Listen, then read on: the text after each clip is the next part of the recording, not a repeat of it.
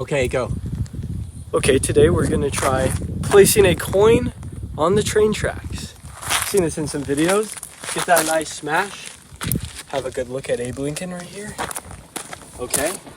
Oh, it's coming. It's coming. Okay, here it comes. Here it comes.